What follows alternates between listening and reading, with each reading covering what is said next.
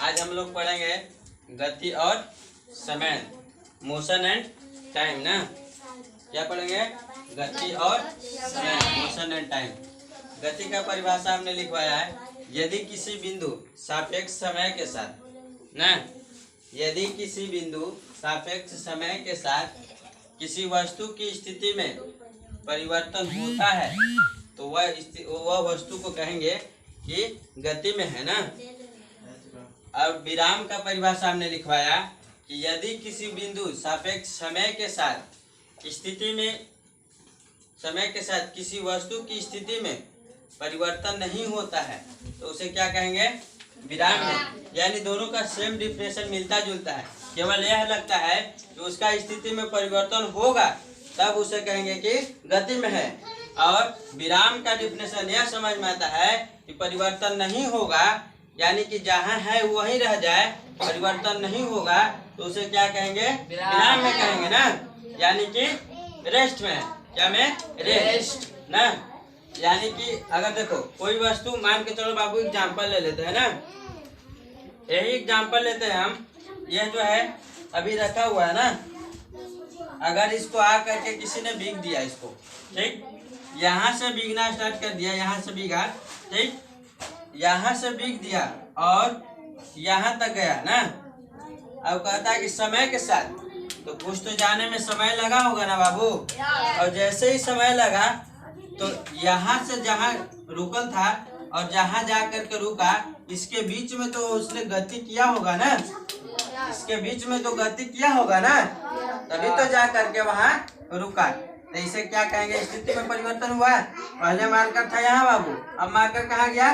कुछ दूरी पर चला गया बिगने के बाद, यानी कि पहले कहाँ था और अब कहाँ गया, यानी कि वस्तु की स्थिति में परिवर्तन हुआ, कंडीशन में परिवर्तन हुआ ना।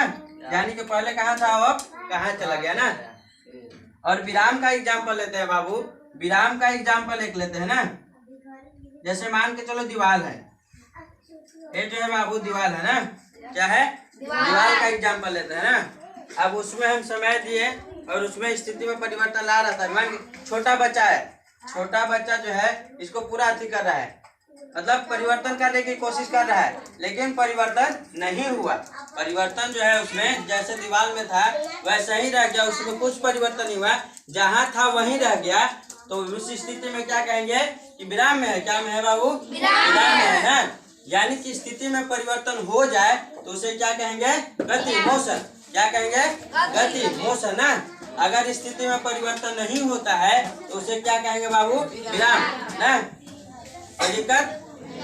चलो आगे भाई बाबू, गति के प्रकार ना, काइंड्स ऑफ मोशन या टाइप्स ऑफ मोशन, दोनों का सेम इंग्लिश होता है। टाइप बने प्रकार, काइंड बने भी प्रकार होता है। अब देखो गति का निश्चित प्रकार नहीं होता है, इसलिए गति का निम्नलिखित प्रकार। अब निम्नलिखित बोले तो नीचे लिखा हुआ है ना, निम्नलिखित, निम्न, निम्नांकित, इसका इस सब का मतलब क्या होता है? नीचे लिखा हुआ है ना, यानी कि नीचे लिखा हुआ है।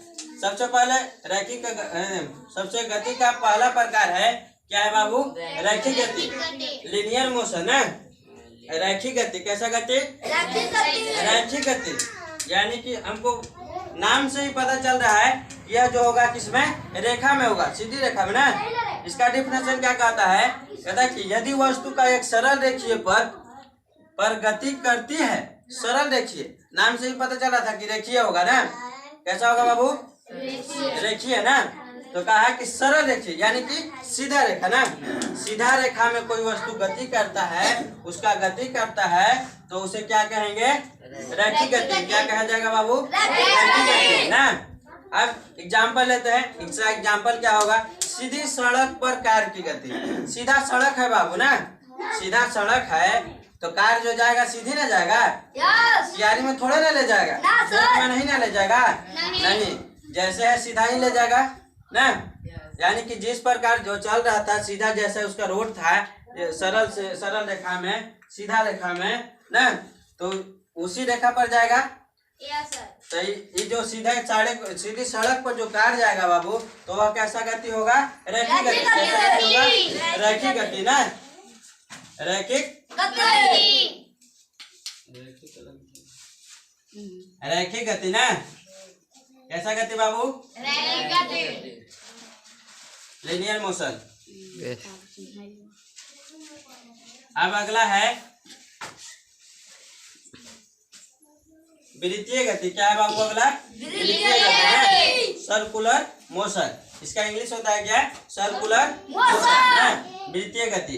अब इसका कहता है बाबू, डिफिनेशन कहता है यदि वस्तु एक विद्युतीय पथ पर, किसका पथ पर? विद्युतीय पथ पर ना, विद्युतीय पथ पर गति करती है तो उसे क्या कहेंगे? उसकी जो गति होगी तो उसे क्या कहेंगे बाबू? विद्युतीय गति। क्या कहेंगे? विद्युतीय गति ना। यानी कि यदि वस्तु एक विद्युतीय पथ पर, मान के चलो बाबू, जैसे एग्जाम्पल समझते ना, एग्जाम्पल में क्या है? सूर्य की चारों ओर पृथ्वी की गति। क्या बोला बाबू? सूर्य की चारों ओर पृथ्वी की गति। कौन गति कर रहा है यहाँ? पृथ्वी गति कर रहा है ना बाबू। अब केकर गति कर रहा है? सूर्य की गति। केकर गति कर रहा है? सूर्य का ना गति कर रहा है। हाँ, तो लिखा सूर्य की चारों ओर पृथ्वी की गति ना। किसका गति? हाँ, गति यहाँ कौन कर रहा है? पृथ्वी। अब किसका गति कर रहा है? सूर्य की। दिक्कत समझ में है?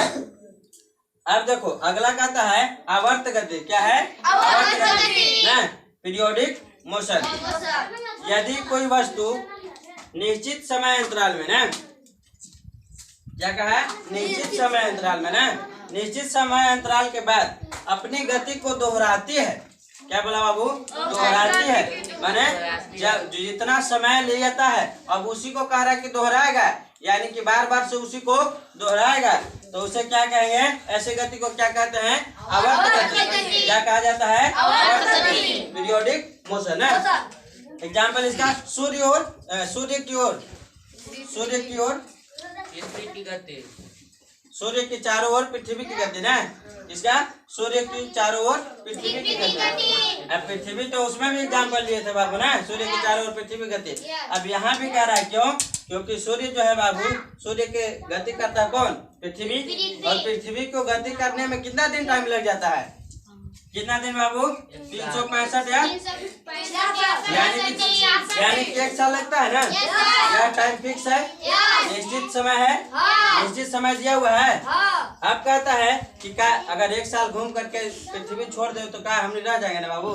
नहीं, यानी कि फिर से यह स्टार्ट करेगा ना, फिर से स्टार्ट करेगा ना घूमना। एक बार घूम करके छोड़ दे तो काम चलेगा? नहीं ना बाबू, इसलिए इसको फिर से घूमना पड़ेगा। तो वही कहता है कि इसका और इसका दोनों का सेम डिफिनेशन देखो। कहता है कि यदि वस्तु के एक विद्युतीय पथ पर, किस पथ पर? विद्युतीय पथ पर ना गति करती है तो उसकी गति को क्या कहा जाता है? विद्युतीय गति ना। अब देखो, अब इसका कहता है आवर्त गति का कि यदि कोई वस्तु निश्चित समय अंतराल के बाद, निश्चित समय, इसमें केवल समय दिया हुआ रहेगा और वही उसी को बार बार दोहराएगा ना, उसे क्या कहा जाएगा बाबू? आवर्त गति ना। और उसमें केवल विद्युतीय पथ पर गमन करेगा। विद्युतीय पथ माने पथ माने रास्ता ना, यानी कि विद्युतीय रास्ता पर जो चलेगा, जो उस पर गति करेगा, उसी को क्या कहा जाएगा? विद्युतीय गति ना। अब आवर्त गति वाला हो गया जो निश्चित समय के अंतराल है, यानी कि समय दिया हुआ रहेगा, निश्चित समय उसका रहेगा। जैसे घूमने में कितना दिन लगा? 365 दिन। जैसे घड़ी का सुई जो है बाबू, घड़ी का सुई देखा सेकंड वाला, 60 सेकंड लगता है ना उसको घूमने में। तो 60 सेकंड के बाद का घूमना छोड़ देता है बाबू? नहीं, फिर घूमता है, फिर एक से स्टार्ट करता है ना। तो उसी प्रकार इसका भी एग्जाम्पल वो भी होगा, घड़ी की सेकंड की गति, मिनट की भी होगा, घंटा वाला भी होगा ना।